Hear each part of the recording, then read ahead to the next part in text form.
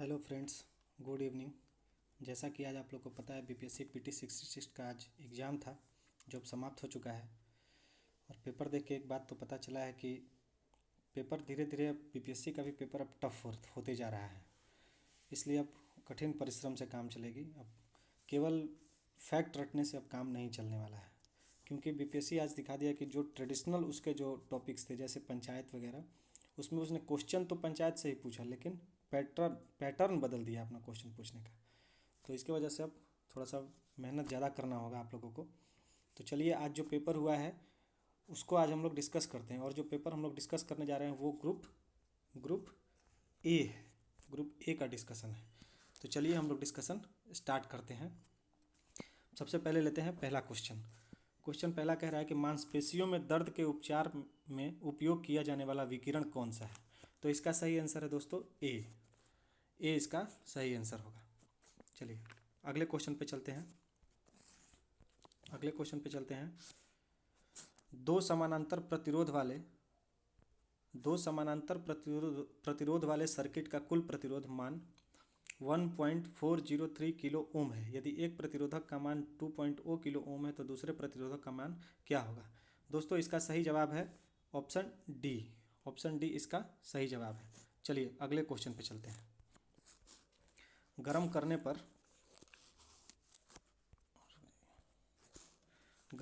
पर एक अर्धचालक का प्रतिरोध क्या होता है।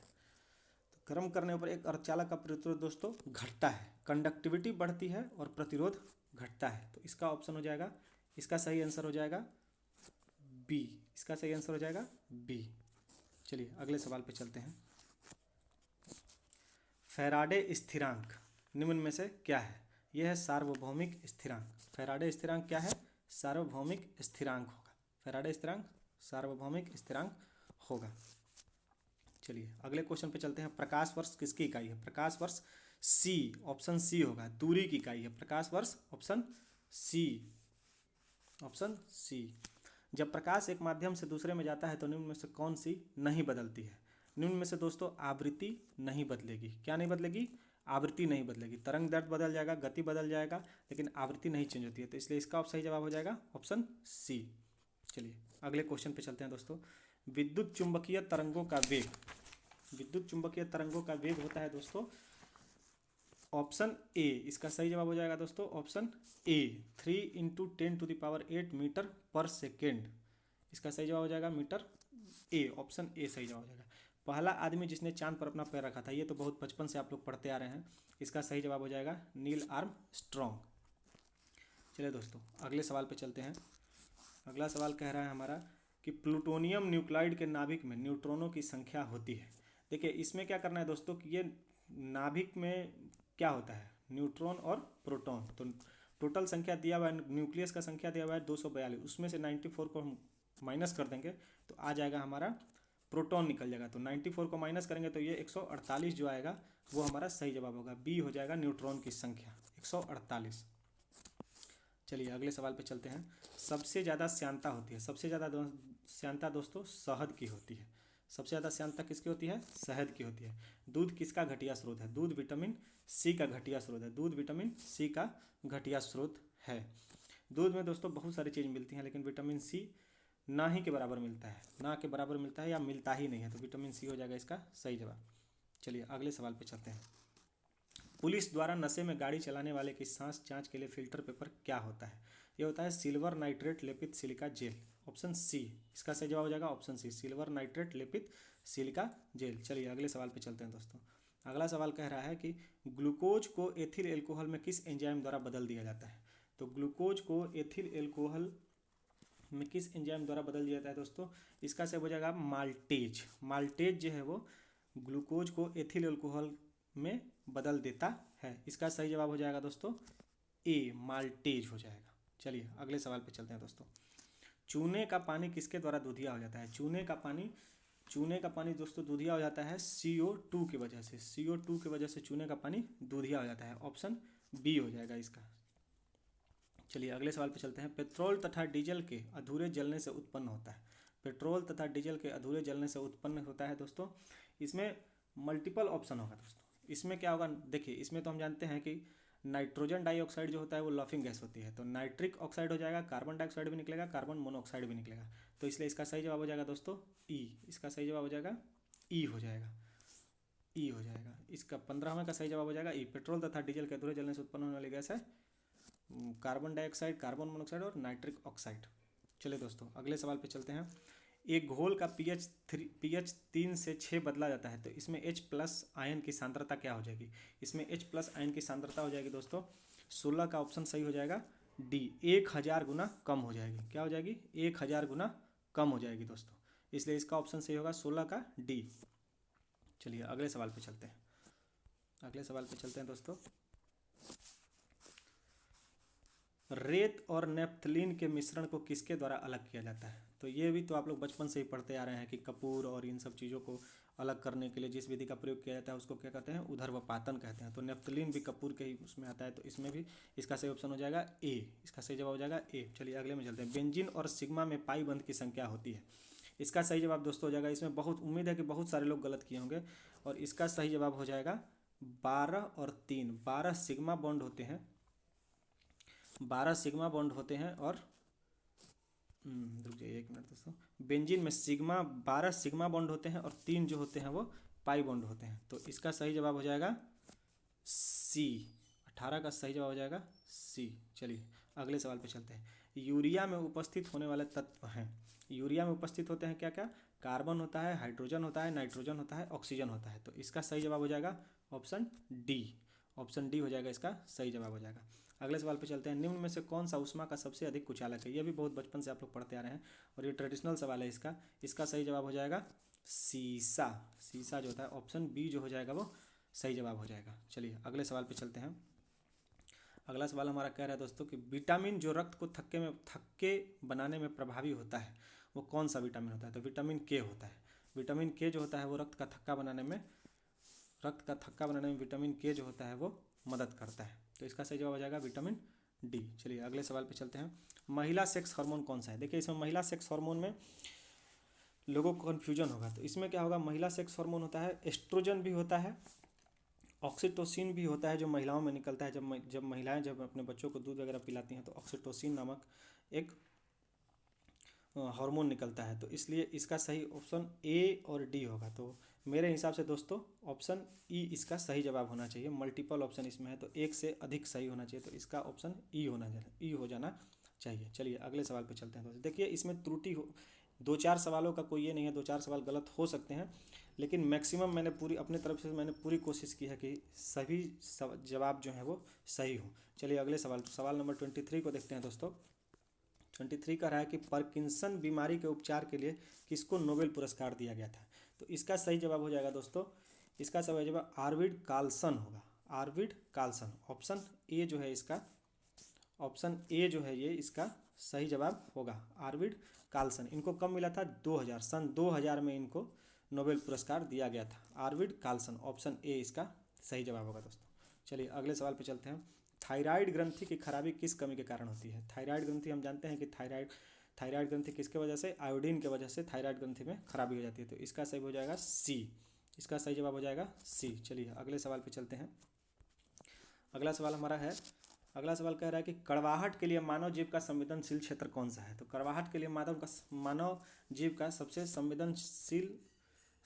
संवेदनशील क्षेत्र होता है पीछे का भाग। आगे का हम जानते हैं आगे का मीठे के भाग के लिए होता है, और मध्य भाग जो होता है वो नमकीन चीज़ों के लिए होता है। कड़वाहट के लिए पीछे का भाग होता है, तो इसका सही जवाब हो जाएगा ऑप्शन सी दोस्तों। इसका सही जवाब हो जाएगा ऑप्शन सी। चलिए अगले सवाल पे चलते हैं। अदरक तना है जड़ नहीं क्योंकि? अदरक तना है जड़ नहीं क्योंकि इसमें क्या? इसका सही जवाब हो जाएगा दोस्तों ऑप्शन ए सही जवाब हो जाएगा। यह खाद्य सामग्री को संग्रहित करता है, ये इसका सही जवाब, इसीलिए अदरक तना है जड़ नहीं है। चलिए अगले सवाल पे चलते हैं। अगला सवाल हमारा कह रहा है कि निम्न में से सबसे मीठी चीनी कौन सी है? देखिए इसमें निम्न में से सबसे मीठी चीनी जो है वो क्या है? वो हो जाएगी दोस्तों फ्रुक्टोज। फ्रुक्टोज क्या है? ये फलों में पाई जाती है और ये प्राकृतिक रूप से सबसे मीठी होती है, तो इसका सही जवाब हो जाएगा फ्रुक्टोज। चलिए अगले सवाल पे चलते हैं। अगला सवाल हमारा कह रहा है निम्न में से कौन सा एक सच्चा फल नहीं है? तो निम्न में से एक सच्चा फल जो नहीं है वो दोस्तों हो जाएगा सेब, हमारा जो सच्चा फल हो जाएगा। सेब जो हो जाएगा वो सच्चा फल हो जाएगा। चलिए अगले सवाल पे चलते हैं। फलियां अत्यधिक पौष्टिक होती हैं क्योंकि उनमें प्रचुर मात्रा में पाई जाती हैं। फली वगैरह ज़्यादा देखते होंगे आप लोग। ये लेगुमिनेसी कुल का पौधा होता है। लेगुमिनेसी कुल में सबसे ज़्यादा क्या पाया जाता है? लेगुमिनेसी कुल के पौधे में सबसे ज़्यादा प्रोटीन पाया जाता है। तो ऑप्शन हो जाएगा बी। 29 का ऑप्शन हो जाएगा ऑप्शन बी सही जवाब होगा दोस्तों। चलिए अगले सवाल पे, अगला सवाल देख लेते हैं। लौंग एक मसाला पौधे के किस भाग से प्राप्त होता है? तो लौंग हम जानते हैं लौंग किस चीज़ से प्राप्त होता है? फूल की कली से। लौंग किस चीज़ से प्राप्त होता है दोस्तों?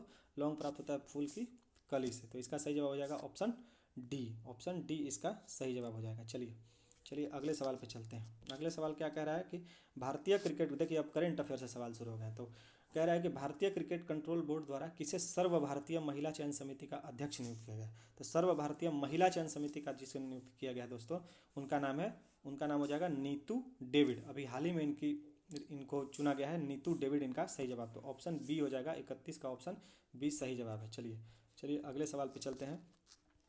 महिला एकल यूएस ओपन टेनिस टूर्नामेंट 2020 किसने जीता है? तो जैसा कि हम जानते हैं इस बार केवल 2 ही टेनिस टूर्नामेंट हो पाए, ऑस्ट्रेलियन ओपन और यूएस ओपन। तो यूएस ओपन में महिला एकल का खिताब जीता है नाओमी ओसाका ने। नाओमी ओसाका ने जीता है यूएस ओपन महिला का खिताब। चलिए अगले सवाल पे चलते हैं। अगला सवाल हमारा कह रहा है कि 4 अक्टूबर 2020 को आयोजित लंदन मैराथन में प्रथम स्थान पर रहने वाला एथलीट कौन है? तो 4 नवंबर को 2020 को आयोजित लंदन मैराथन में प्रथम स्थान पर रहने वाला एथलीट है सूरा किटाटा। सूरा किटाटा दोस्तों इसका सही जवाब हो जाएगा सूरा किटाटा। ऑप्शन बी इसका सही जवाब है सूरा किटाटा। एक बार फिर से सुन लीजिएगा आप लोग, सूरा किटाटा। चलिए अगले सवाल पे चलते हैं। 15 अगस्त 2020 को MS धोनी के साथ किस भारतीय क्रिकेट खिलाड़ी ने अंतर्राष्ट्रीय क्रिकेट से संन्यास ले लिया? जैसा कि हम लोग जानते हैं ये दोनों एक ही टीम के लिए खेलते भी थे और काफ़ी अच्छे दोस्त भी हैं। तो इसका सही जवाब है MS धोनी के साथ सुरेश रैना ने भी उसी दिन रिटायरमेंट की घोषणा कर दी थी। अभी ये जम्मू कश्मीर में जाके वहाँ पे क्रिकेट एकेडमी वगैरह खोल रहे हैं और क्रिकेट के भविष्य को लेकर वहाँ पे काम कर रहे हैं जम्मू कश्मीर के युवाओं के साथ। तो काफ़ी अच्छा काम कर रहे हैं। चलिए अगले सवाल पे चलते हैं। अगला सवाल कह रहा है कि हाल ही में किसे नेशनल स्कूल ऑफ ड्रामा का अध्यक्ष चुना गया? हाल ही में किसे नेशनल स्कूल ऑफ ड्रामा का अध्यक्ष चुना गया है? तो ये बीजेपी से सांसद भी हैं, गुजरात से जीत के आते हैं और इसका सही जवाब हो जाएगा परेश रावल। इनकी काफ़ी पॉपुलर मूवी आपने देखी भी होगी, फिर हेरा फेरी में ये हैं और बहुत सारी मूवी में काम कर चुके हैं। तो चलिए अगले सवाल पे चलते हैं। अगला सवाल हमारा है रक्षा अनुसंधान एवं विकास संगठन का प्रमुख कौन सा है? इसका ऑप्शन हो जाएगा, इसका सही जवाब है दोस्तों जी सतीश रेड्डी। ये करंट का सवाल है। जी सतीश रेड्डी जो है वो रक्षा अनुसंधान, जिसको DRDO भी कहते हैं, DRDO के प्रमुख कौन है? जी सतीश रेड्डी। चलिए अगले सवाल पे चलते हैं। अगला सवाल कह रहा है किस भारतीय के लिए डॉक्टर बुशरा अतीक और डॉक्टर रितेश अग्रवाल को शांति स्वरूप भटनागर पुरस्कार 2020 के लिए चुना गया? तो जैसा कि जानते हैं डॉक्टर शांति स्वरूप भटनागर पुरस्कार विज्ञान के क्षेत्र में दिया जाता है, विज्ञान के क्षेत्र में दिया जाता है। और ये किसको दिया जाता है? ये 45 साल से जो कम उम्र के जो साइंटिस्ट होते हैं उनको दिया जाता है डॉक्टर शांति स्वरूप भटनागर पुरस्कार। तो डॉक्टर बुशरा अतीक और डॉक्टर रितेश अग्रवाल को दिया गया है चिकित्सा विज्ञान के क्षेत्र में काम करने के लिए। तो ऑप्शन सी इसका सही जवाब हो जाएगा। ऑप्शन सी हो जाएगा इसका सही जवाब हो जाएगा। नोबेल शांति पुरस्कार किसे चुना गया? नोबेल शांति पुरस्कार 2020 के लिए किसे चुना गया है? तो विश्व खाद्य कार्यक्रम, ये भूखमरी के लिए अच्छा काम कर रही है इसलिए विश्व खाद्य कार्यक्रम को दिया गया है नोबेल शांति पुरस्कार 2020 का दिया गया है। चलिए अगले सवाल पे चलते हैं। अगला सवाल हमारा कह रहा है कि किस भारतीय फिल्म अभिनेता को टाइम मैगजीन ने 2020 के सबसे प्रभावशाली 100 लोगों की सूची में शामिल किया गया? किस भारतीय फिल्म अभिनेता को टाइम मैगजीन ने 2020 के सबसे 100 प्रभावशाली लोगों की सूची में शामिल किया है? तो इसका सही जवाब हो जाएगा दोस्तों आयुष्मान खुराना। इसका सही जवाब क्या हो जाएगा? आयुष्मान खुराना, जो काफ़ी अच्छी अच्छी फिल्में इस समय कर रहे हैं और काफ़ी फिल्में भी इनके पास हैं। तो इसका सही जवाब हो जाएगा आयुष्मान खुराना। चलिए अगले सवाल पे चलते हैं। हाल ही में कितने भारतीय समुद्र तटों को ब्लू फ्लैग सर्टिफिकेशन के लिए अनुशंसित किया गया है? हाल ही में कितने भारतीय समुद्र तटों को ब्लू फ्लैग सर्टिफिकेशन के लिए अनुशंसित किया गया है? तो इसका सही जवाब दोस्तों हो जाएगा 8 बीचेज जो हैं इनको ब्लू फ्लैग सर्टिफिकेशन के लिए अनुशंसित किया गया है। तो इसका सही जवाब हो जाएगा ऑप्शन सी। ब्लू फ्लैग को हम लोग आगे डिस्कस करेंगे, आने वाले क्लासेस में हम लोग ब्लू फ्लैग को भी डिस्कस करेंगे। रामविलास पासवान, देखिए अब ये बिहार से रिलेटेड है, इनका हाल ही में अभी देहांत हो गया था। तो रामविलास पासवान ने अपना राजनीतिक सफर किस राजनीतिक दल से प्रारंभ किया था? दोस्तों बहुत महत्वपूर्ण सवाल है। बहुत लोग रामविलास पासवान को पढ़ के गए होंगे लेकिन किन्होंने ये नहीं सोचा होगा कि ये ऐसा भी सवाल BPSC पूछ सकता है। तो इसका सही जवाब दोस्तों है, इसका सही जवाब हो जाएगा संयुक्त सोशलिस्ट पार्टी से, संयुक्त सोशलिस्ट पार्टी, ऑप्शन सी। 41 का ऑप्शन सी है, संयुक्त सोशलिस्ट पार्टी से रामविलास पासवान ने अपना राजनीतिक करियर सफर शुरुआत की थी। चलिए अगले सवाल पे आते हैं। भारत के निर्वाचन आयोग ने कब बिहार विधानसभा 2020 के आम चुनाव के लिए प्रेस नोट जारी किया था? तो इसका सही जवाब हो जाएगा, भारत के निर्वाचन आयोग ने कब बिहार विधानसभा 2020 के आम चुनाव के लिए प्रेस नोट जारी किया। जैसा कि हम लोग जानते हैं, बिहार विधानसभा, कहीं भी विधानसभा चुनाव होने के लिए जो चुनाव आयोग होता है वो प्रेस नोट जारी करता है। तो ये बिहार चुनाव के लिए, बिहार विधानसभा चुनाव के लिए निर्वाचन आयोग ने 25 सितंबर 2020 को जारी किया था। 25 सितंबर 2020 को इसने प्रेस नोट जारी किया था। और जैसा कि आप लोग जानते हैं 3 चरणों में बिहार का चुनाव संपन्न हुआ था और उसमें एनडीए गठबंधन जो बना था, जनता दल यूनाइटेड, हम पार्टी, वीआईपी पार्टी और भाजपा के साथ मिलकर उन्होंने सरकार बनाई है। तो उसका सही जवाब हो जाएगा 25 सितंबर 2020। चलिए अब 43वां क्वेश्चन देखते हैं। 21 सितंबर 2020 को वीडियो सम्मेलन द्वारा किस राज्य में घर तक फाइबर योजना प्रारंभ की? जैसा कि मोदी जी प्रारंभ किए थे और ये बिहार में प्रारंभ की गई है। कहाँ प्रारंभ की गई? बिहार में प्रारंभ की गई है। चलिए अगले सवाल पे चलते हैं। बिहार के राजनीतिज्ञ स्वर्गीय रघुवंश प्रसाद सिंह पहली बार किस लोकसभा के लिए निर्वाचित हुए थे? तो ये आरजेडी के बहुत प्रभावशाली नेता रहे थे। तो इनका ये पहली बार लोकसभा के लिए जीत कर गए थे। 11वीं लोकसभा 1996 में हुआ था। 11वीं लोकसभा के चुनाव में ये जीत के गए थे। 11वीं लोकसभा में ये जीत के गए थे। तो 1996 में 11वीं लोकसभा के लिए जीत कर गए थे। चलिए अगले सवाल पे चलते हैं। अगला सवाल कर रहा है, क्वाड्रिलेटरल सिक्योरिटी डायलॉग नामक एक अनौपचारिक युद्ध नीति समूह का निम्न कौन सदस्य नहीं है? तो क्वाड्रिलेटरल, इसको हम लोग शॉर्ट फॉर्म में क्वाड 4 भी बोलते हैं। तो क्वाड 4 में कौन शामिल नहीं है? क्वाड 4 में चीन शामिल नहीं है। इसका ऑप्शन हो जाएगा चीन, सी, ऑप्शन सी शामिल नहीं है। इसमें कौन कौन से शामिल है? तो भारत, जापान, ऑस्ट्रेलिया और यूएसए यानी कि अमेरिका इसमें शामिल है। चलिए अगले सवाल पे चलते हैं। अगला सवाल है कि सितंबर 2020 में वीडियो सम्मेलन के माध्यम से ब्रिक्स के संस्कृति मंत्रियों की 5वीं बैठक में भारतीय दृष्टिकोण का प्रतिनिधित्व किसने किया था? तो जैसा कि जानते हैं हमारे सांस्कृतिक मंत्री कौन है? प्रहलाद सिंह पटेल। तो इन्होंने ही भारत का दृष्टिकोण का प्रतिनिधित्व किया था। तो ऑप्शन ए सही हो जाएगा, प्रहलाद सिंह पटेल इसका सही ऑप्शन हो जाएगा। चलिए अगले सवाल पे चलते हैं। अगला सवाल कह रहा है कि जून 2020 में 36वां आसियान शिखर सम्मेलन वर्चुअल कहाँ आयोजित किया था? देखिए वर्चुअली आयोजित किया गया था। कौन से देश में आयोजित किया गया था? तो इसका सही जवाब है वियतनाम। आसियान का मुख्यालय आप लोग जानते होंगे कहाँ है? इंडोनेशिया, जकार्ता में है। चलिए अगले सवाल पे चलते हैं। अगला सवाल हमारा कह रहा है कि निम्न में कौन सा ह्यूमन कैपिटल इंडेक्स 2020 में प्रथम स्थान पर रहा? तो ह्यूमन कैपिटल इंडेक्स में प्रथम स्थान पर रहा है सिंगापुर। ऑप्शन सी जो है वो सिंगापुर, ये सही जवाब है इसका कि ह्यूमन कैपिटल इंडेक्स में सिंगापुर प्रथम स्थान पर रहा है सिंगापुर। चलिए अगला सवाल देख लेते हैं। हाल ही में संयुक्त राज्य अमेरिका में ऑपरेशन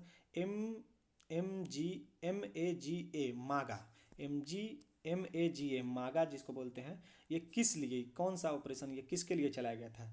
तो ये चलाया गया था डोनाल्ड ट्रंप के पुनर्निर्वाचन अभियान से चलाया गया था। डोनाल्ड ट्रंप के पुनर्निर्वाचन अभियान के लिए मागा ऑपरेशन चलाया गया था यूएसए में। चलिए अगला सवाल देख लेते हैं। जैसा कि आप लोग जानते हैं वहाँ पे जो बाइडेन चुनाव जीत कर आए हैं, डोनाल्ड ट्रंप को उन्होंने चुनाव में हरा दिया है। चलिए अगला सवाल है कि किस अरब देश ने पहला नाभिकीय ऊर्जा संयंत्र प्रारंभ किया है? कौन सा अरब का देश है जिसने पहला नाभिकीय संयंत्र प्रारंभ किया है?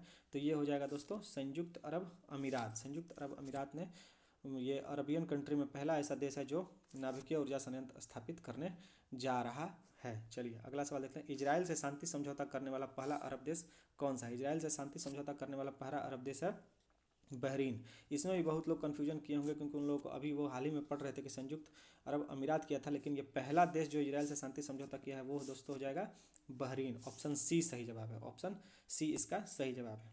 चलिए अगले सवाल पर चलते हैं।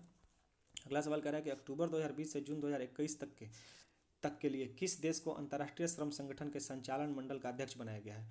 जहाँ तक मुझे याद है दोस्तों, ये 35 वर्षों के बाद ऐसा मौका आया है जब भारत को पुनः इसकी अध्यक्षता मिली है। तो ये हो जाएगा भारत। ऑप्शन नंबर 52 क्वेश्चन का सही जवाब हो जाएगा भारत इसका सही जवाब हो जाएगा। चलिए अगले सवाल पे देखते हैं। सितंबर 2020 में प्रारंभ किए गए ऑपरेशन मेरी सहेली का उद्देश्य क्या है?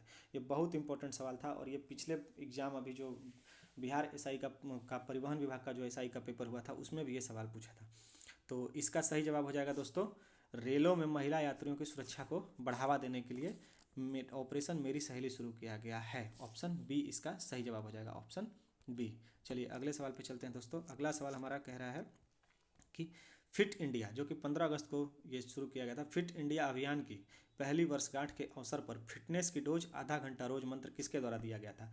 तो ये सब जानते हैं। फिट इंडिया, हमारे हमारे प्रधानमंत्री जो हैं वो बहुत फिट रहना पसंद करते हैं और सभी लोगों को इसका वो भी मतलब कहते रहते हैं कि फिट रहिए फिट रहिए। तो ये फिटनेस की डोज आधा घंटा रोज ये दिया था हमारे प्रधानमंत्री नरेंद्र मोदी ने। तो इसका सही जवाब हो जाएगा ऑप्शन ए।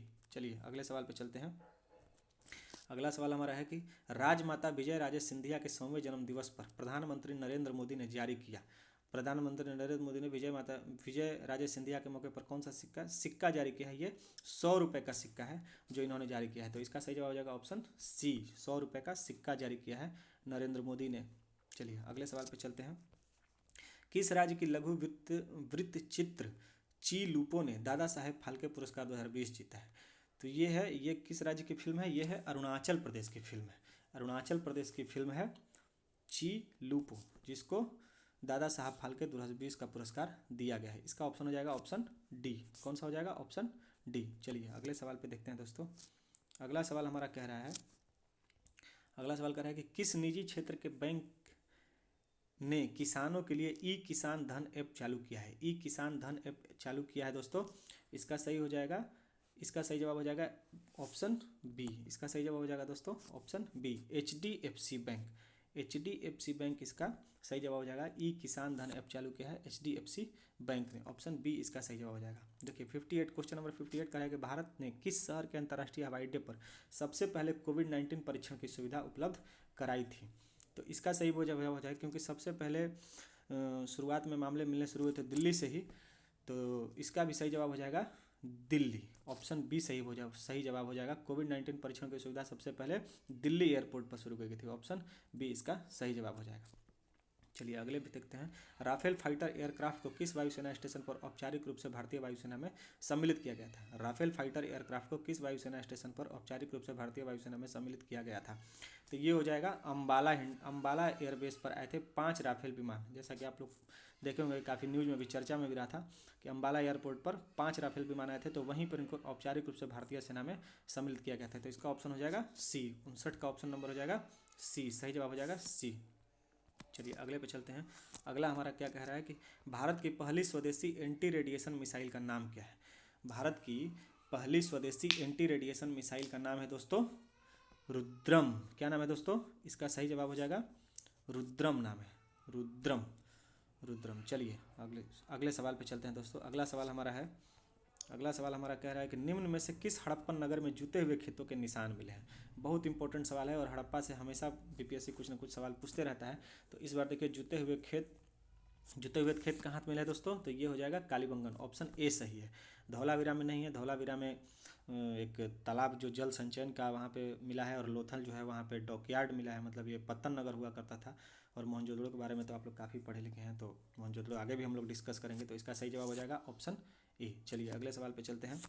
अगला सवाल हमारा कह रहा है कि त्रिरत्न या 3 रत्न जैसे सटीक ज्ञान, सच्ची आस्था और सटीक क्रियान्वयन में से किससे संबंधित है? देखिए इसमें बहुत लोगों को कन्फ्यूजन होगा। इसमें लोग जैन धर्म भी बोलेंगे, बौद्ध धर्म भी बोलेंगे, लेकिन मुझे जहाँ तक पता है कि बौद्ध धर्म में 3 रत्न हैं, लेकिन वो 3 रत्न क्या है? वो 3 रत्न हैं बौद्ध धर्म के बुद्धम, संघम, धम्मम। और जैन धर्म ये जो प्रश्न किया है कि सटीक ज्ञान, सच्ची आस्था और सटीक क्रिया, ये केवल शब्द बदल दिए हैं। तो इसका सही जवाब हो जाएगा दोस्तों ऑप्शन सी। जैन धर्म में सटीक ज्ञान, सच्ची आस्था और सटीक क्रिया की बात की गई है। जैन धर्म 62 का ऑप्शन बी दोस्तों सही हो जाएगा। चलिए अगले सवाल पे चलते हैं। अगला सवाल कर रहा है कि इनमें से किस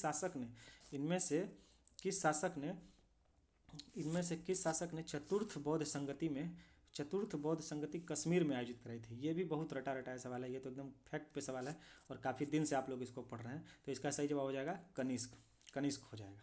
चलिए अगले सवाल पे चलते हैं। अगला सवाल हमारा क्या कह रहा है? अगला सवाल हमारा कह रहा है कि निम्न में से किस भारतीय दर्शन ने, देखिए बहुत इंपॉर्टेंट सवाल है और इसमें काफ़ी लोग हमेशा फंसते हैं। तो निम्न में से किस भारतीय दर्शन ने परमाणु सिद्धांत का प्रतिपादन किया था? तो परमाणु सिद्धांत का दोस्तों प्रतिपादन किसने किया था? इसका सही जवाब हो जाएगा वैशेषिक दर्शन में किया गया था। और वैशेषिक दर्शन कौन प्रतिपादक हैं? इसके प्रतिपादक हैं कणाद। कणाद ऋषि जो हैं वो वैशेषिक दर्शन के हैं। और परमाणु सिद्धांत किसने दिया था? कणाद ऋषि ने। तो चलिए इसका सही जवाब हो जाएगा ऑप्शन डी। ऑप्शन डी हो जाएगा इसका सही जवाब। चलिए अगले सवाल पे चलते हैं। किस दिल्ली सुल्तान ने रक्त एवं लौ की नीति अपनाई थी? रक्त और लौ की नीति पहली बार अपनाई थी बलबन ने दोस्तों, बलबन ने। उसी को आगे लेके चलता है अलाउद्दीन खिलजी। तो सबसे पहले किसने अपनाई थी? बलबन ने। रक्त और लौ की नीति बलबन ने अपनाई थी दोस्तों। चलिए इसका ऑप्शन सही हो जाएगा बी। ऑप्शन बी इसका सही जवाब हो जाएगा। अगला सवाल देख लेते हैं। अगला सवाल करें, कौन सा मध्यकालीन भारतीय साम्राज्य व्यापक स्तर पर स्थानीय स्वशासन के लिए प्रसिद्ध था? यह भी बहुत बार सवाल में आ चुका है, बहुत बार बहुत परीक्षाओं में पूछ चुका है। और इसका सही जवाब हो जाएगा दोस्तों चोल। चोल वंश जो है वो व्यापक स्तर पर स्थानीय स्वशासन के लिए प्रसिद्ध था। इसके प्रशासन में गाँव को स्वायत्त इकाई के रूप में मान्यता दी गई थी। चलिए अगले सवाल पर चलते हैं। अगला सवाल हमारा कह रहा है, अगला सवाल हमारा दोस्तों कह रहा है कि प्राचीनकारी या पिट्रा ड्यूरा निम्न में से किससे संबंधित है? प्राचीनकारी या पिट्रा ड्यूरा निम्न में से किससे संबंधित है? तो इसका सही जवाब हो जाएगा जवाब दोस्तों दीवारों में अर्ध कीमती पत्थर जड़कर फूलों की नक्काशी करना। ये आपको आगरा के ताजमहल में, लाल किले में, दिल्ली के लाल किले में इसकी नक्काशी देखने को आपको मिल जाएगी। तो इसका सही जवाब हो जाएगा प्राचीनकारी कहाँ मिलेगा? ऑप्शन ए, दीवारों में अर्ध कीमती पत्थर जड़कर फूलों की नक्काशी करना। इसका सही जवाब हो जाएगा दोस्तों। चलिए अगले सवाल पे चलते हैं। किस मुगल शासक ने चित्रकारी के लिए कारखाने बनवाए थे? इसका दोस्तों सही जवाब हो जाएगा अकबर जो है वो विभाग बनाता है। मेरे हिसाब से दोस्तों अभी के लिए आप लोग जहांगीर रखिए, मुझे जहाँ तक पता है इसका सही जवाब हो जाएगा जहांगीर। जहांगीर ने ही कारखाने बनवाए थे, अकबर ने चित्रकारी विभाग बनवाए थे। तो इसका सही जवाब मेरे इस तरफ से ऑप्शन सी आप लोग लेके चलिए। चलिए अगले सवाल पे चलते हैं। बंगाल में द्विशासन प्रणाली किसने लागू की थी? बंगाल में द्विशासन दोस्तों आप सभी लोग को पता है, रॉबर्ट क्लाइव। इसका सही जवाब हो जाएगा ऑप्शन सी। ऑप्शन सी हो जाएगा 69 का ऑप्शन सी जवाब हो जाएगा। चलिए अगले सवाल पे चलते हैं। अगला सवाल हमारा है दोस्तों कि इनमें से किसने 1893 के शिकागो में आयोजित धर्म संसद में भाग लिया था? बहुत इंपॉर्टेंट है और बहुत जाने माने हस्ती हैं जो स्वामी विवेकानंद, जिनको ये यूथ आइकन भी एक तरह से हैं। और 12 जनवरी को इनके जन्म दिवस के रूप में हम लोग युवा दिवस भी मनाते हैं। तो इसका सही जवाब हो जाएगा ऑप्शन बी, स्वामी विवेकानंद। स्वामी विवेकानंद। चलिए अगले सवाल पर चलते हैं। 1923 में स्वराज पार्टी का गठन किसने किया था? 1923 में स्वराज पार्टी का गठन, जैसा कि ये स्वराज पार्टी का गठन कब हुआ था? जब असहयोग आंदोलन को समाप्त कर दिया गया था। तो CR दास और मोतीलाल नेहरू क्या चाहते थे? वो चुनाव में भाग लेना चाहते थे, लेकिन कांग्रेस इनको सहमति नहीं दे रही थी। तो इन्होंने अलग पार्टी बनाई, स्वराज पार्टी, जिसको आगे चलकर कांग्रेस मान्यता दे देती है। तो इसका सही जवाब हो जाएगा CR दास और मोतीलाल नेहरू। ऑप्शन सी इसका सही जवाब है। ऑप्शन सी हो जाएगा CR दास और मोतीलाल नेहरू। चलिए अगले सवाल पर चलते हैं। अगला सवाल है हमारा, प्रसिद्ध नाटक नील दर्पण, जिसमें इंडिगो की खेती, इंडिगो मतलब नील, तो नील की खेती करने वाले किसानों के दमन का चित्रण किया गया, की रचना किसने की थी? तो नील दर्पण जो बुक है उसकी रचना हम सब बहुत दिनों से पढ़ते आ रहे हैं। इसका सही जवाब दीनबंधु मित्र दोस्तों, दीनबंधु मित्र ने नील दर्पण की रचना की थी। ऑप्शन डी, ऑप्शन डी इसका सही जवाब हो जाएगा। चलिए अगले सवाल पे देख लेते हैं। अगला सवाल है दोस्तों, 1760 का प्रसिद्ध वांडीवास का युद्ध अंग्रेजों द्वारा किसके खिलाफ लड़ा गया था? तो वांडीवास का युद्ध 1760 में लड़ा गया था दोस्तों फ्रांसीसियों के खिलाफ, फ्रांसीसी और अंग्रेजों के खिलाफ, जिसमें अंग्रेज विजयी होकर निकले थे। चलिए इसका सही जवाब हो जाएगा ऑप्शन ए। ऑप्शन ए इसका सही जवाब हो जाएगा। अगला सवाल देख लेते हैं। निम्न में से किस अधिनियम ने भारत में पृथक निर्वाचक मंडल का आरंभ किया था? तो ये तो बहुत पहले से हम लोग पढ़ते आ रहे हैं कि 1909 में मार्ले मिंटो रिफॉर्म्स के नाम पर आया था। और इसमें भारत परिषद अधिनियम 1909 में पृथक निर्वाचन, जिसमें मुस्लिमों को पृथक निर्वाचक मंडल का अधिकार दे दिया गया था। तो इसका सही जवाब हो जाएगा ऑप्शन डी। 74 का ऑप्शन डी सही जवाब हो जाएगा। चलिए अगला सवाल, 1831 में बुद्धो भगत के नेतृत्व में कोल विद्रोह किस क्षेत्र में हुआ था? तो कोल विद्रोह हम लोग जानते हैं ये झारखंड में हुआ था। और ऑप्शन में दिया हुआ तो ये तो हम ऐसे भी छांट सकते हैं कि कच्छ जो है वो गुजरात में है, पश्चिमी घाट ये हो जाएगा आपको पश्चिमी भारत में, और सतारा जो है वो भी महाराष्ट्र में है। तो इसका सही जवाब हो जाएगा दोस्तों सिंहभूम जिला, सिंहभूम झारखंड में हुआ था। ऑप्शन बी इसका सही जवाब होगा। ऑप्शन बी इसका सही जवाब हो जाएगा। Option B. बिहार में 1857 विद्रोह का नेता, ये तो बीपीएससी का सबसे फेवरेट टॉपिक है और हर एक साल कुंवर सिंह से एक न एक सवाल रहता ही है। तो इसका सही जवाब हो जाएगा कुंवर सिंह। 1857 के बिहार में 1857 के विद्रोह का नेतृत्व किया था कुंवर सिंह ने। चलिए अगले सवाल पे चलते हैं। अगला सवाल कह रहा है कि चंपारण में इंडिगो के किसानों की दशा की ओर गांधी जी का ध्यान किसने आकर्षित किया था? तो ये हो जाएगा, इसका सही जवाब हो जाएगा दोस्तों राजकुमार शुक्ल, जो लखनऊ अधिवेशन में जाकर लखनऊ अधिवेशन में जाके गांधी जी से मिले थे और उन्होंने किसानों इंडिगो किसानों की तरफ गांधी जी का ध्यान आकर्षित किया था और गांधी जी से आग्रह किया कि आप चलिए चंपारण और हमें मुक्ति दिलाइए। तो गांधी जी वहाँ से फिर आते हैं और वहीं से गांधी महात्मा बन जाते हैं और आगे चलकर भारत के स्वतंत्रता आंदोलन में को वो फ्रंट से लीड करते हैं। तो इसका सही जवाब हो जाएगा ऑप्शन डी, राजकुमार शुक्ला। चलिए अगले सवाल पे चलते हैं। प्राचीन महाजनपद मगध की प्रथम राजधानी कौन सी रही है? देखिए दोस्तों, इसमें प्रथम राजधानी पूछ रहा है, तो प्रथम राजधानी कौन है मगध की रही है? राजगृह, राजगृह या राजगृह रही है दोस्तों। तो इसका सही जवाब हो जाएगा ऑप्शन ई, ऑप्शन ई हो जाएगा इसका दोस्तों सही जवाब। तो चलिए अगले सवाल पे चलते हैं। अगला सवाल देख लेते हैं। स्वामी सहजानंद निम्न में से किससे संबंधित है? ये भी बीपीएससी का बहुत फेवरेट टॉपिक है। स्वामी सहजानंद से हर एक साल एक दो क्वेश्चन जरूर पूछते हैं। तो इसका सही जवाब हो जाएगा किसान आंदोलन के नेता, किसान आंदोलन के, बिहार में किसान आंदोलन से जुड़े हैं स्वामी सहजानंद, किसान आंदोलन से जुड़े हुए हैं। चलिए अगला सवाल पे चलते हैं। निम्न में से कौन सा भारत में गांधी जी का प्रथम सत्याग्रह आंदोलन था जिसमें उन्होंने सविनय अवज्ञा का प्रयोग किया? देखिए इसमें सवाल में ही बता दिया है प्रथम सत्याग्रह। तो प्रथम सत्याग्रह हम लोग बहुत दिनों से, बहुत बचपन से हम लोग पढ़ते आ रहे हैं कि प्रथम सत्याग्रह गांधी जी ने कहाँ किया था? चंपारण बिहार में, चंपारण बिहार में किया था। तो इसका सही जवाब हो जाएगा चंपारण बिहार, ऑप्शन ए दोस्तों, ऑप्शन ए इसका सही जवाब हो जाएगा चंपारण बिहार। चलिए अगले सवाल पे चलते हैं। अगला सवाल दोस्तों कह रहा है कि भौगोलिक क्षेत्र की दृष्टि से जापान का सबसे बड़ा द्वीप कौन सा है? तो भौगोलिक क्षेत्र की दृष्टि से जापान का सबसे बड़ा द्वीप हो जाएगा दोस्तों, भौगोलिक क्षेत्र की दृष्टि से जापान 4 द्वीपों पर मुख्यतः बसा हुआ है। तो उसका सबसे बड़ा द्वीप जो है भौगोलिक क्षेत्र से होन्शु द्वीप है। होन्शु द्वीप जो है वो सबसे बड़ा द्वीप है। चलिए ऑप्शन बी इसका सही जवाब हो जाएगा, ऑप्शन बी। चलिए अगले सवाल पर चलते हैं। ग्रीनलैंड निम्न देशों में से किस देश का भाग है? ग्रीनलैंड दोस्तों, ग्रीनलैंड है डेनमार्क का भाग है। ऑप्शन ए इसका सही जवाब हो जाएगा, ऑप्शन ए, ग्रीनलैंड डेनमार्क का भाग है। चलिए अगले सवाल पे चलते हैं। दिसंबर 2018 तक के अनुसार विश्व के निम्न देशों में से किस देश में सबसे अधिक भारतीय आबादी है? तो दिसंबर 2018 तक के अनुसार विश्व के निम्न देशों में किस देश में सबसे अधिक भारतीय आबादी है दोस्तों? इसका सही जवाब हो जाएगा संयुक्त अरब अमीरात। मेरे तरफ से संयुक्त अरब अमीरात है, आप लोग देख लीजिएगा, लेकिन जहाँ तक मुझे उम्मीद है संयुक्त अरब अमीरात ही है जहाँ भारत की सबसे ज़्यादा आबादी रहती है। चलिए ऑप्शन ए इसका सही जवाब हो जाएगा, ऑप्शन ए। निम्न में से किस देश में 2019 में सालाना सबसे अधिक सोने का उत्पादन हुआ? तो सालाना सोने का भंडार देखिए सबसे ज़्यादा ऑस्ट्रेलिया में है, लेकिन सबसे ज़्यादा सोने का उत्पादन किस देश में हुआ? तो सबसे ज़्यादा उत्पादन हुआ है चीन दोस्तों, सबसे ज़्यादा सोने का उत्पादन किया है चीन, ऑप्शन सी इसका सही जवाब हो जाएगा चीन, ऑप्शन सी। चलिए अगले सवाल पे चलते हैं। अगला सवाल दोस्तों देख लेते हैं। अगला सवाल क्या कह रहा है? अगला सवाल कह रहा है दोस्तों, निम्न में से किस महाद्वीप में सबसे अधिक देश हैं? ये तो सबसे बड़ी, ये तो हम लोग बहुत दिन से भी पढ़ते आ रहे हैं कि सबसे बड़ा कौन सा, सबसे ज़्यादा किस देश में है? तो अफ्रीका कॉन्टिनेंट में, अफ्रीकन कॉन्टिनेंट में सबसे ज़्यादा। तो इसका सही ऑप्शन हो जाएगा ऑप्शन सी, अफ्रीका कॉन्टिनेंट में सबसे ज़्यादा देश है, करीब 50+ देश इसमें है दोस्तों। चलिए अगले सवाल पे चलते हैं। अगला है 2011 की जनगणना के अनुसार भारत के किस राज्य के आदिवासियों की आबादी का प्रतिशत उसकी कुल आबादी की तुलना में सबसे अधिक है? सवाल ठीक से पढ़िए दोस्तों। 2011 की जनगणना के अनुसार भारत के किस राज्य के आदिवासियों की आबादी का प्रतिशत उसकी कुल आबादी की तुलना में सबसे अधिक है? तो इसका दोस्तों सही जवाब हो जाएगा, इसका दोस्तों सही जवाब हो जाएगा मिजोरम, मिजोरम इसका सही जवाब हो जाएगा, ऑप्शन सी। 86 का ऑप्शन सी दोस्तों सही जवाब है। चलिए अगले सवाल पर, निम्न कॉफ़ी उत्पादक क्षेत्रों में से कौन सा क्षेत्र कर्नाटक में नहीं है? देखिए दोस्तों इसमें चिकमगलूर भी कर्नाटक में है, कुर्ग कर्नाटक में है, बाबा बुदनगिरी भी कर्नाटक में है, लेकिन पुलनेज जो दोस्तों है, पुलनेज जो है वो, पुलनेज जो है ये, पुलनेज दोस्तों है ये तमिलनाडु में है। पुलनेज किस देश में है? पुलनेज किस राज्य में है दोस्तों? तमिलनाडु में है। तो इसका सही जवाब हो जाएगा ऑप्शन डी, ऑप्शन डी हो जाएगा इसका सही जवाब हो जाएगा। चलिए अगले सवाल पे देख लेते हैं। भौगोलिक क्षेत्र की दृष्टि से भारत के निम्न जिलों में से कौन सा जिला सबसे बड़ा है दोस्तों?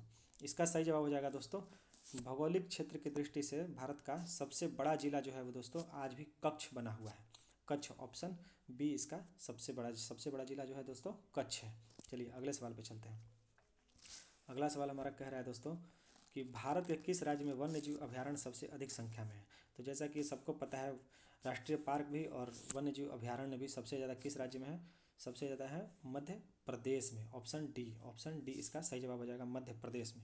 चलिए दोस्तों अगले सवाल को देख लेते हैं। अगला सवाल कह रहा है बिहार में प्रवाहित होने वाली नदियों में से उत्तर की ओर प्रवाहित होने वाली कौन सी नदी है?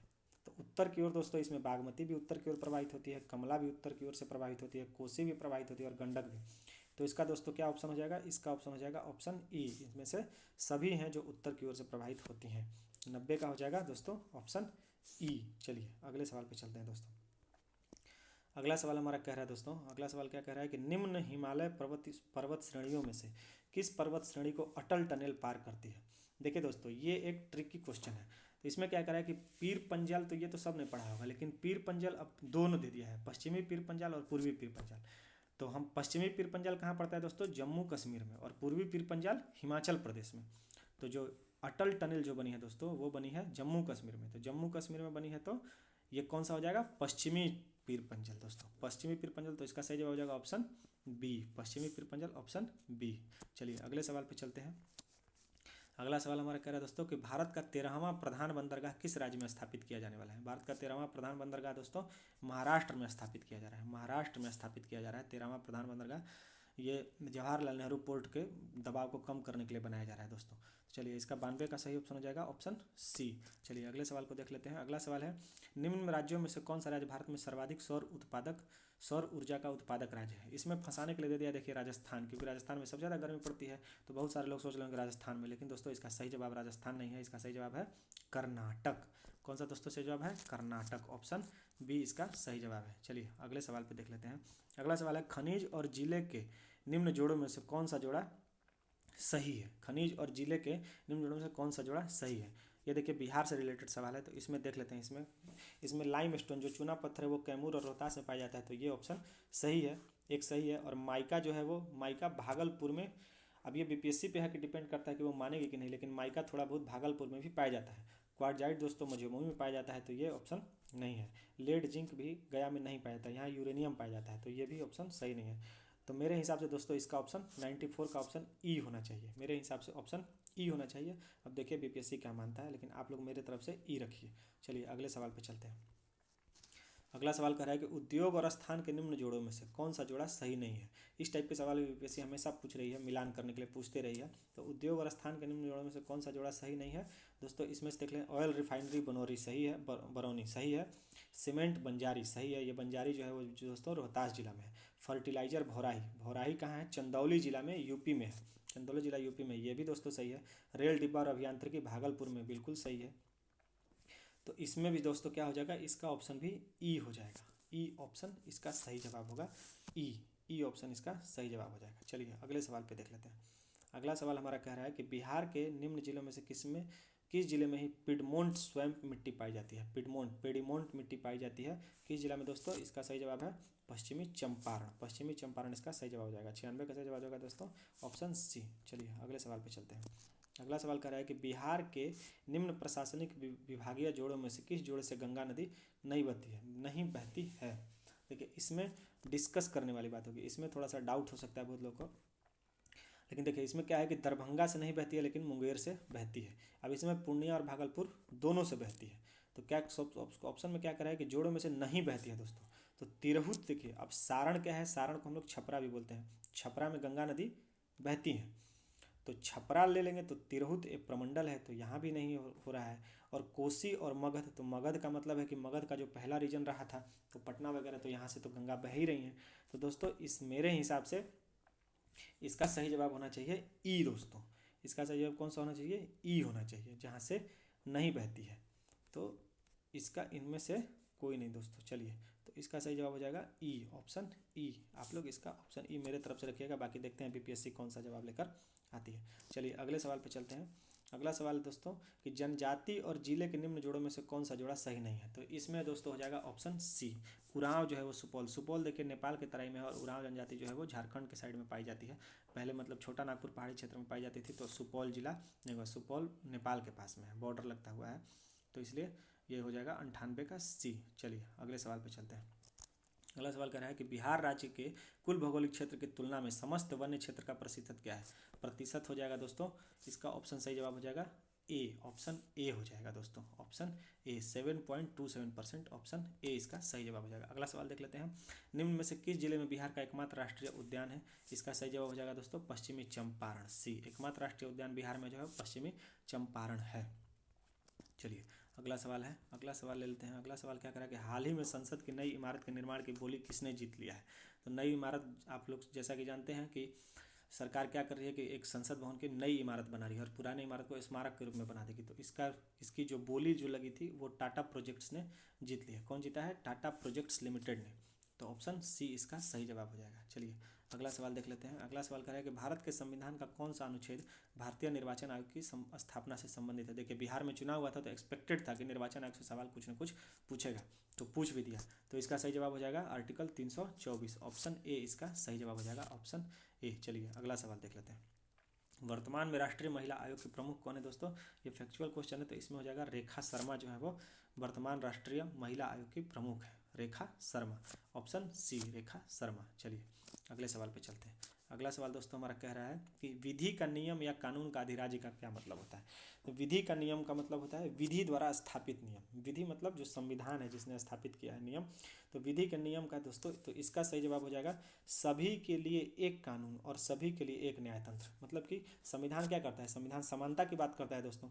तो समानता के लिए क्या करना होगा, तो समानता के लिए सबको जब तक एक तरह का न्याय नहीं देगा और एक तरह का कानून और एक तरह का न्यायतंत्र नहीं बनाएगा तब तक संविधान लागू ही नहीं हो पाएगा और संविधान के सारे वादे जो हैं वो झूठे साबित हो जाएंगे। तो एक विधि का नियम या कानून का अधिराज्य का मतलब क्या है, तो इसका सही जवाब हो जाएगा दोस्तों ऑप्शन ए, ऑप्शन ए सही जवाब हो जाएगा। सभी के लिए एक कानून और सभी के लिए एक न्याय तंत्र, 104 का ऑप्शन ए सही जवाब हो जाएगा दोस्तों। इसमें भी मुझे उम्मीद है कि बहुत सारे लोगों ने गलती की होगी। चलिए 105 सवाल नंबर 105 पंचायती राज संस्थाओं को 29 कार्यों की सूची किस अनुच्छेद के तहत दी गई। देखिए ये बीपीएससी का पुराना टॉपिक रहा है। पंचायती राज संस्थाओं से मेंस में भी सवाल आते हैं और प्री में भी सवाल आते हैं, लेकिन इस बार देखिए तरीका ये बदल दिया। अब ये चाहता है कि बच्चे डीप में पढ़ के आए, तो बच्चे डीप में पढ़ के आए, लेकिन बच्चे क्या किए होंगे कि ये इस सवाल पे, इस टाइप के सवालों पे ध्यान ही नहीं दिए होंगे कि ऐसा भी सवाल पूछ सकता है बीपीएससी। तो ये लोग ऊपर ऊपर पंचायती राज पढ़ के गए, तो इसमें मैक्सिमम लोग गलत करेंगे या कुछ लोग गलत ही करेंगे जहाँ तक मुझे उम्मीद है। तो इसका से जो डीप में नॉलेज हो वही इसको सही कर पाएगा। तो इसका सही जवाब दोस्तों हो जाएगा ऑप्शन डी, जी 243 जी जो हो जाएगा, ऑप्शन डी इसका सही जवाब है। चलिए अगले सवाल को देख लेते हैं। अगला सवाल है कि नागरिकता संशोधन कानून कब पारित हुआ था। नागरिकता संशोधन कानून कब पारित हुआ था। नागरिकता संशोधन कानून दोस्तों 11 दिसंबर 2019 को, 11 दिसंबर 2019 को नागरिकता संशोधन कानून पारित हुआ था।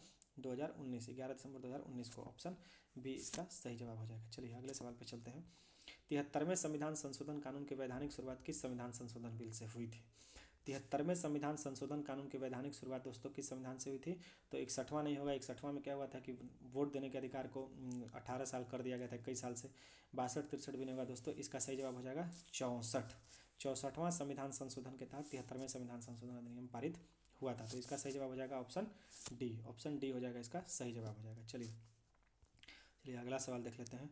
अगला सवाल कह रहा है कि वर्ष 1632 में बिहार के पटना शहर में कौन सी कंपनी ने अपनी फैक्ट्री स्थापित की थी। इसमें भी बहुत सारे लोग गलत करेंगे, लेकिन इसका सही जवाब हो जाएगा दोस्तों option B, Dutch East India company 1632 में बिहार में अपनी कंपनी की फैक्ट्री स्थापित करती है, Dutch East India company, option B इसका सही जवाब हो जाएगा, ऑप्शन बी। चलिए अगला सवाल देख लेते हैं। निम्न में से कौन सा विकेंद्रीकरण का वैशिष्ट्य नहीं है। विकेंद्रीकरण मतलब होता है डिसेंट्रलाइजेशन, मतलब कि सभी लोगों को या छोटे स्तर से, लोकतंत्र की शुरुआत छोटे स्तर से करना है। इसी के लिए पंचायती राज व्यवस्था की गई थी दोस्तों। तो इसमें क्या हो जाएगा, निम्न में से कौन सा विकेंद्रीकरण का वैशिष्ट्य नहीं है। इसका सही जवाब हो जाएगा दोस्तों ऑप्शन सी, ऑप्शन सी इसका सही जवाब है। स्थानीय समुदाय में आत्मविश्वास को नहीं जगाना, ये इसका वैशिष्ट्य नहीं है, बल्कि इसका उल्टा होता है। स्थानीय समुदाय में आत्मविश्वास को जगाना ही विकेंद्रीकरण का मतलब होता है। तो ऑप्शन सी इसका सही जवाब हो जाएगा। चलिए अगले सवाल पर चलते हैं। ब्रिटिश शासनकाल में संविधान के विकास में कौन सा कानून ऐतिहासिक नहीं था। ये तो बहुत आसान सा है, क्योंकि हम जानते हैं 1947 के बाद भारत आज़ाद हो गया था, तो 1947 से पहले जितने भी कानून आए होंगे वहीं ब्रिटिश सरकार शासन के काल में रहे होंगे। तो इसका सही जवाब हो जाएगा ऑप्शन डी, ऑप्शन डी हो जाएगा।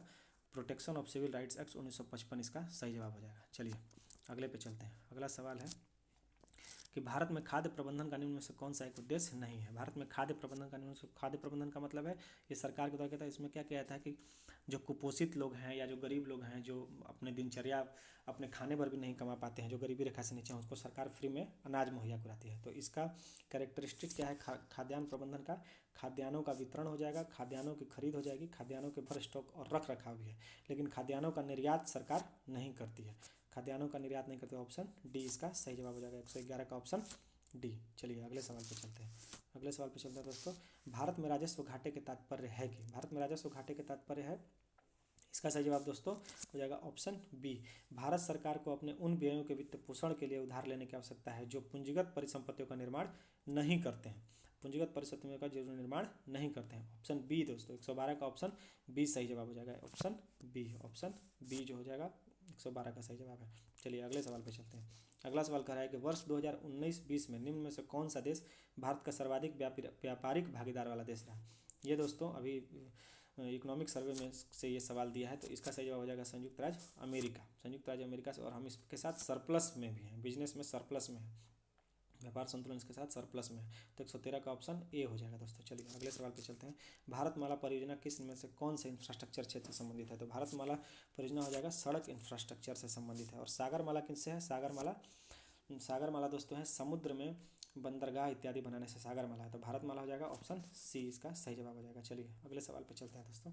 अगला सवाल हमारा कह रहा है कि भारत में औद्योगिक क्षेत्र की उपलब्धियों को मापने के लिए इनमें से कौन सी संस्था औद्योगिक उत्पादन के सूचकांक को जारी करती है। इसका दोस्तों सही जवाब हो जाएगा CSO केंद्रीय सांख्यिकी संगठन। ऑप्शन सी इसका सही जवाब हो जाएगा केंद्रीय सांख्यिकी कार्यालय इसका सही जवाब हो जाएगा। 116 देख लेते हैं।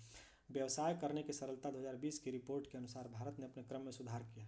तो पिछले वर्ष क्या था 77, इस साल हो जाएगा 63। इसको अंग्रेजी में बोलते हैं ease of doing business index. तो ऑप्शन ए इसका सही जवाब हो जाएगा, ऑप्शन ए। चलिए अगला सवाल देख लेते हैं। भारत के केंद्रीय बजट में संस्थागत कृषि साख का प्रवाह बढ़ाने के लिए 2020-2021 के लिए क्या साख लक्ष्य रखा गया है। इसका दोस्तों सही जवाब हो जाएगा option C 15 lakh crore. Option C 15 lakh crore इसका सही जवाब हो जाएगा। चलिए अगले सवाल पर चलते हैं। पीएम कुसुम योजना का उद्देश्य क्या है। पीएम कुसुम योजना का उद्देश्य दोस्तों भारत की डीजल और केरोसिन पर निर्भरता समाप्त कर पंप सेटों को सौर ऊर्जा से जोड़ना। यह उसी स्कीम की योजना है कि किसानों की आय को दोगुना करने के तहत पीएम कुसुम योजना प्रधानमंत्री द्वारा शुरू की गई थी। तो किसानों के डीजल और केरोसिन पर निर्भरता को कम करने के लिए ऑप्शन डी है, पंप सेटों को सौर ऊर्जा से जोड़ना। और इसमें क्या है कि जो सरप्लस बिजली उत्पादित होगी उसको किसान आगे चलकर ग्रिड को बेच भी सकते हैं, पावर ग्रिड को वापस बेच भी सकते हैं, तो इससे भी वहाँ उनको इनकम हो जाएगी। तो इसलिए 118 का ऑप्शन डी सही जवाब हो जाएगा। चलिए अगला सवाल लेते हैं। निम्नलिखित में से भारत का कौन सा व्यापारिक बैंक विश्व के शीर्ष 100 बैंकों में शामिल है। तो इस तो हम लोग को पता भी होना चाहिए कि भारतीय स्टेट बैंक है। ऑप्शन बी है, जो भारत का सबसे बड़ा बैंक है, तो Bharatiya state bank B, option B इसका सही जवाब हो जाएगा। भारत सरकार ने 2020-21 के बजट में एक नई योजना निर्भीक घोषित की है। अर्थव्यवस्था का इनमें से कौन सा क्षेत्र योजना से लाभान्वित होगा। तो इससे निर्भीक में ही दिख रहा है दोस्तों कि निर्यात से संबंधित होना चाहिए निर्भीक, तो इसका ऑप्शन हो जाएगा ऑप्शन डी। चलिए अगला सवाल देख लेते हैं। अगला सवाल है बिहार सरकार ने 1 अप्रैल 2019 से सार्वजनिक वित्तीय प्रबंधन प्रणाली CFMS शुरू की है। तो इसका मतलब क्या है, CFMS क्या करेगी। तो ये करेगी राज्य में समस्त वित्तीय कार्यकलापों को ऑनलाइन तथा कागज रहित बना देगी। कॉम्प्रिहेंसिव फाइनेंशियल मैनेजमेंट सिस्टम इसका फुल फॉर्म है कॉम्प्रिहेंसिव फाइनेंशियल मैनेजमेंट सिस्टम। तो इसका ऑप्शन हो जाएगा दोस्तों 121 का ऑप्शन ए सही जवाब हो जाएगा। चलिए अगला सवाल देख लेते हैं। अगला सवाल है भारत सरकार ने 2 जनवरी 2020 को बिहार राज्य को कृषि कर्मण पुरस्कार प्रदान किया। यह पुरस्कार दोस्तों दिया गया है ऑप्शन ए हो जाएगा 122 का मक्का और गेहूं के उत्पादन और उत्पादकता के लिए दिया गया। तो 122 का ऑप्शन ए सही जवाब हो जाएगा। चलिए अगला सवाल देख लेते हैं। अगला सवाल है दोस्तों कि बिहार सरकार ने अगस्त 2018 में एक नई योजना सतत जीविकोपार्जन योजना शुरू की। इस योजना का उद्देश्य क्या है। इस योजना का उद्देश्य है दोस्तों युवाओं में दक्षता की वृद्धि के लिए निःशुल्क प्रशिक्षण देना। ऑप्शन डी इसका सही जवाब हो जाएगा, ऑप्शन डी सही हो जाएगा। चलिए अगला सवाल देख लेते हैं। बिहार सरकार के 7 निश्चयों में से कौन सा सम्मिलित नहीं है। इसका हो जाएगा दोस्तों बाल कल्याण जो है वो बिहार सरकार के 7 निश्चयों में शामिल नहीं है। ऑप्शन डी इसका सही जवाब हो जाएगा। चलिए अगला सवाल है बिहार का प्रति व्यक्ति शुद्ध राज्य घरेलू उत्पाद स्थिर कीमतों पर देश की तुलना में कम है। वर्ष 2018-2019 में यह था दोस्तों। इसका से बिहार का प्रति व्यक्ति शुद्ध राज्य घरेलू उत्पाद स्थिर कीमतों पर देश की तुलना में कम है। यह 2018-2019 में यह था दोस्तों राष्ट्रीय औसत का 60% था। 125 का दोस्तों हो जाएगा ऑप्शन बी हो जाएगा 125 का दोस्तों, ऑप्शन बी 60%। चलिए अगला सवाल देख लेते हैं। अगला सवाल है दोस्तों कि निम्न में से किस कॉलेज में गांधी जी ने पढ़ाई की थी। निम्न में से किस कॉलेज में, इसमें देखिए दोस्तों डिस्प्यूट रहेगा, हो सकता है इसमें बीपीएससी का आंसर आने पे पता चलेगा, लेकिन मैंने जहाँ तक रिसर्च की तो दोस्तों पता चला कि श्यामल दास कॉलेज भावनगर में है। श्यामल दास कॉलेज जो है वो भावनगर में है। तो भावनगर में यहाँ पे गांधी जी ने 1.5 साल के करीब पढ़ाई की थी। धर्मेंद्र सिंह कॉलेज में नहीं पढ़ाई की, धर्मेंद्र सिंह स्कूल में उन्होंने पढ़ाई की, राजकोट में है। तो मेरे हिसाब से दोस्तों ऑप्शन ए मैं लेकर चल रहा हूँ, बाकी देखते हैं बीपीएससी क्या लेकर आती है। ऑप्शन ए 126 का ऑप्शन ए। चलिए अगला सवाल देख लेते हैं दोस्तों। इनमें से किसने 1857 के विद्रोह में सक्रिय भाग लिया था? तो सक्रिय भागीदारी किसने की थी? नाना साहब भी किए थे कानपुर से, बेगम हजरत महल लखनऊ से की थी, मौलवी अब्दुल्ला फैजाबाद से। तो इसका सही ऑप्शन हो जाएगा दोस्तों, इसका सही ऑप्शन हो जाएगा ऑप्शन ई, ऑप्शन ई। चलिए अगला सवाल देख लेते हैं। अगला सवाल देख लेते हैं। किस अधिनियम के बारे में जवाहरलाल नेहरू ने कहा था कि हमें एक ऐसी कार दी गई है जिसमें सब ब्रेक थे किंतु इंजन नहीं था? ये जवाहरलाल नेहरू ने कहा था 1935 के अधिनियम को कहा था, ऑप्शन डी। 1935 के अधिनियम कहा था हमें एक ऐसी कार दी गई थी जिसमें सब ब्रेक थे किंतु इंजन नहीं थे, अर्थात कि हमें अधिकार, हमें एक व्यवस्था बना के दे दी गई, लेकिन हमें कोई अधिकार नहीं दिया गया था कि हम उसको कैसे चलाएंगे। वो सारे जो अधिकार थे वो ब्रिटिश अपने पास ही रखते थे। तो इसका ऑप्शन हो जाएगा ऑप्शन डी। चलिए 128 हो गया। 129 देख लेते हैं। दांडी यात्रा कितने दिनों तक चली थी? तो दांडी यात्रा महत्वपूर्ण सवाल है। देखिए एक सवाल बदल के पूछ दिया है, सवाल वही है लेकिन तरीका बदल दिया है। अब जिसको डेट अगर पता होगा, जो जो कॉम्प्रिहेंसिव मैनर में स्टडी किया होगा, उसको पता होगा कि ये कब स्टार्ट हुई थी। तो ये दोस्तों स्टार्ट हुई थी 12 मार्च को और 5 अप्रैल को जाकर ख़त्म हुई थी, और 6 अप्रैल को गांधी जी ने बनाया था जाकर नमक। तो ये 12 और 5 अगर हम ऐसे जोड़ देंगे तो ये टोटल हो जाएगा दोस्तों 24 दिन। 24 दिन, ऑप्शन सी इसका सही जवाब हो जाएगा, ऑप्शन सी। चलिए अगला सवाल देख लेते हैं दोस्तों। अगला सवाल कह रहा है कि प्रसिद्ध गीत प्रसिद्ध गीत सरफरोशी की तमन्ना अब हमारे दिल में है के रचयिता कौन है? तो इसके रचयिता हैं दोस्तों राम प्रसाद बिस्मिल। Ram Prasad Bismil, option D, Ram Prasad Bismil. ये काकोरी षड्यंत्र कांड में पकड़े गए थे और इन्हें फांसी दे दी गई थी। तो राम प्रसाद बिस्मिल इसका सही जवाब हो जाएगा। चलिए अगला सवाल है। बंगाल विभाजन के प्रत्याघात के रूप में कौन सा आंदोलन शुरू हुआ था? तो बंगाल विभाजन के प्रत्याघात में दोस्तों स्वदेशी आंदोलन शुरू हुआ था। 1905 में बंगाल विभाजन था, स्वदेशी आंदोलन शुरू हुआ था। चलिए 131 का सी हो जाएगा। अगला सवाल देख लेते हैं। इनमें से 1945-46 में दिल्ली में हुए INA मुकदमों के पक्ष में पेश हुए वकील कौन थे? तो इसमें दोस्तों मुख्य रूप से 4 वकील थे, जिसमें से इसमें केवल भूला भाई देसाई नाम दिया है। और तो इसका सही जवाब इसमें यहाँ से हो जाएगा भूला भाई देसाई, और इसमें हो जाएगा तेज बहादुर सप्रू थे, कैलाश नाथ काटजू थे, अरुणा आसफ अली थे, और जवाहरलाल नेहरू भी थे दोस्तों। तो इसमें कुल मिलाकर 5 वकील थे, और इसमें जो ऑप्शन दिया है वो भूला भाई देसाई। तो ऑप्शन बी इसका सही जवाब हो जाएगा, ऑप्शन बी। चलिए अगला सवाल देख लेते हैं। मैडम कामा ने भारत की तिरंगी स्वतंत्रता ध्वज को कहाँ फहराया था? मैडम कामा को भारत की स्वतंत्रता की माता भी कहा जाता है। तो मैडम कामा ने भारत के तिरंगे स्वतंत्रता ध्वज को कहाँ फहराया था? स्टुअर्टगार्ड जर्मनी में। स्टुअर्टगार्ड कहाँ फहराया था? जर्मनी में। चलिए दोस्तों इसका ऑप्शन सी 133 का सी हो जाएगा। चलिए अगला सवाल देख लेते हैं। अगला सवाल है दोस्तों, अगला सवाल देख लेते हैं। अगला सवाल कह रहा है कि निम्न में से कौन सी जोड़ी सही है? तो देखिए इसमें कौन है? विनोबा भावे। विनोबा भावे द्वितीय व्यक्तिगत सत्याग्रही नहीं थे, ये पहले व्यक्तिगत सत्याग्रही थे। तो ये ऑप्शन गलत हो गया। CR दास देशबंधु, यस इनको देशबंधु कहा जाता था। विलियम बेडनबर्ग 1907 के कांग्रेस सभापति, ये नहीं थे, यहाँ पे रास बिहारी घोष हो जाएंगे। और श्याम जी कृष्ण वर्मा पेरिस में, नहीं दोस्तों ये पेरिस में नहीं है, इंडिया हाउस लंदन में है। तो इसलिए डी ऑप्शन भी गलत हो जाएगा। तो इसका केवल सही ऑप्शन कौन सा है दोस्तों? ऑप्शन बी CR दास देशबंधु CR दास, ऑप्शन बी इसका सही जवाब हो जाएगा। चलिए अगला सवाल देखते हैं। भारतीय राष्ट्रीय कांग्रेस द्वारा किस दिन को पूर्ण स्वराज दिवस घोषित किया गया था? इसमें भी बहुत लोग कन्फ्यूजन, बहुत लोगों से मेरी बात हुई तो वो लोग बता रहे हैं कि हम गलती कर दिए, 1929 होना चाहिए। लेकिन दोस्तों 1929 के लाहौर सेशन में जवाहरलाल नेहरू ने घोषणा किया था कि 26 जनवरी 1930 को स्वतंत्रता दिवस के रूप में मनाया जाएगा, और इसीलिए संविधान उस दिन लागू भी किया गया। 26 जनवरी हम लोग इसीलिए गणतंत्र दिवस के रूप में मनाते हैं। तो इसका सही दोस्तों हो जाएगा ऑप्शन ए, ऑप्शन ए इसका सही जवाब हो जाएगा। चलिए आगे देख लेते हैं। अगला सवाल है बिहार की स्थापना कब की गई थी? बिहार की स्थापना की गई थी दोस्तों बंगाल से अलग करके 1912 में अलग की गई थी। बिहार की स्थापना 1912 में। चलिए अगला सवाल है। अगला सवाल है बिहार में 3 कठिया पद्धति नील की खेती के लिए भूमि का कितना भाग अमानत रखा जाता था? तो इसका दोस्तों हो जाएगा 3/20, ऑप्शन सी इसका सही जवाब हो जाएगा 3/20, 3/20। चलिए अगला सवाल है बिहार के प्रथम मुख्यमंत्री कौन थे? बिहार के प्रथम मुख्यमंत्री थे दोस्तों श्री कृष्ण सिंह। बिहार के प्रथम मुख्यमंत्री कौन हो जाएंगे? श्री कृष्ण सिंह, ऑप्शन ए हो जाएगा दोस्तों, श्री कृष्ण सिंह, ऑप्शन ए। चलिए अगला सवाल देख लेते हैं दोस्तों। अगला सवाल है बिहार में कांग्रेस का प्रथम अधिवेशन कहाँ रखा गया था? बिहार में कांग्रेस का प्रथम अधिवेशन दोस्तों देखिए, बिहार में कांग्रेस का प्रथम अधिवेशन मतलब कांग्रेस का कुल 27वां अधिवेशन हुआ था बांकीपुर पटना में। तो ऑप्शन ए हो जाएगा, ऑप्शन ए। RS मधोलकर इसके अध्यक्ष थे, ऑप्शन ए हो जाएगा दोस्तों, पटना में हुआ था। चलिए अगला देख लेते हैं सवाल। जयप्रकाश नारायण को कौन सी उपाधि दी गई थी? जयप्रकाश नारायण को हम लोग लोकनायक जयप्रकाश नारायण कहते हैं, लोकनायक जयप्रकाश नारायण। 140 का ऑप्शन हो जाएगा बी, ऑप्शन बी इसका सही जवाब हो जाएगा। चलिए अब आ जाइए दोस्तों, अब मैथ पे आ जाते हैं, क्योंकि बीपीएससी हमेशा 10 सवाल मैथ के भी पूछता है। तो मैथ में हम दोस्तों अब सोल्यूशन तो अभी नहीं बता पाएंगे, सोल्यूशन हम आपको आगे बताएंगे। अभी हम आपको आंसर बता दे रहे हैं किसका किसका। तो 141 का दोस्तों हो जाएगा, 141 का ऑप्शन हो जाएगा दोस्तों 180, 180 इसका सही जवाब ऑप्शन सी हो जाएगा। 141 का दोस्तों हो जाएगा सी। 142 का दोस्तों है, 142 का हो जाएगा दोस्तों बी, 142 का हो जाएगा बी 6, बी में जो 6 है वो 142 का हो जाएगा। अगला हो जाएगा दोस्तों 143 में है, यदि m संख्याओं का औसत n स्क्वायर और n संख्याओं का औसत m स्क्वायर हो तो m प्लस n संख्याओं का औसत, m प्लस n संख्याओं का दोस्तों औसत हो जाएगा mn, सी हो जाएगा दोस्तों। इसका हो जाएगा ऑप्शन सी सही जवाब है, सी। चलिए अगला सवाल देखते हैं।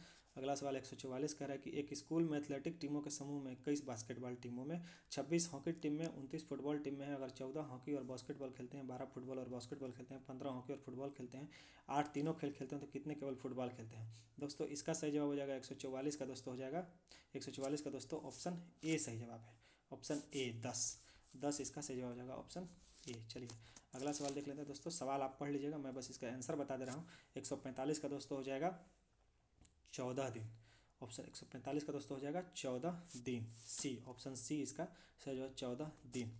चलिए 146 का दोस्तों हो जाएगा, 146 का हो जाएगा घड़ी, घड़ी के बारे में दिया हुआ सवाल, तो 146 का हो जाएगा दोस्तों, 146 का हो जाएगा 155 डिग्री दोस्तों हो जाएगा। क्या हो जाएगा दोस्तों 155 डिग्री, 100 दोस्तों इसका हो जाएगा, नहीं दोस्तों 155 डिग्री नहीं होगा, इसका 145 डिग्री सही जवाब हो जाएगा। 146 का 146 का दोस्तों 145 डिग्री हो जाएगा दोस्तों, ऑप्शन बी इसका सही जवाब, 146 का ऑप्शन बी है। चलिए अगला सवाल है 147, 147 का दोस्तों हो जाएगा, 147 का सही जवाब है दोस्तों बी 1,43,642, 1,43,642 इसका सही जवाब हो जाएगा। 147 का हो जाएगा दोस्तों बी ऑप्शन सही है, बी ऑप्शन सही है। 148 का हो जाएगा दोस्तों, 148 का हो जाएगा ऑप्शन बी 3 और 2, 3 और 2, 3 और 2, 148 का बी ऑप्शन सही है, बी। 149 का दोस्तों है, 149 का ए ऑप्शन हो जाएगा, ए ऑप्शन सही है, 149 का ए ऑप्शन सही है। चलिए अगला सवाल है और अंतिम सवाल है 150 दोस्तों, 150 का हो जाएगा, 150 का है ए ऑप्शन से होगा 1,94,481, 1,94,481 इसका सही जवाब हो जाएगा, ए हो जाएगा 150 का ए। तो इस तरह दोस्तों डिस्कशन यही समाप्त करते हैं। इसमें से कुछ दोस्तों क्वेश्चन गलत भी हो सकते हैं, बीपीएससी हो सकता है कुछ और माने, और हमारे उसमें डिफरेंसेस हो सकते हैं, और ज़्यादा सवाल नहीं होंगे, 3-4 सवाल ही होंगे।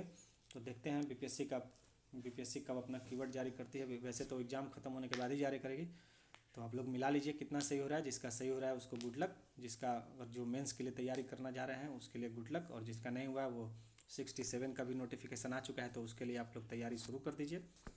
और अगले वीडियो में हम इसका अच्छे से डिस्कशन करेंगे, और हम बीपीएससी का, मैं सोच रहा हूँ कि बीपीएससी का मेंस का सिलेबस भी अच्छे से डिस्कस करेंगे, उसके बाद देखते हैं आगे क्लासेस चलाई जाए।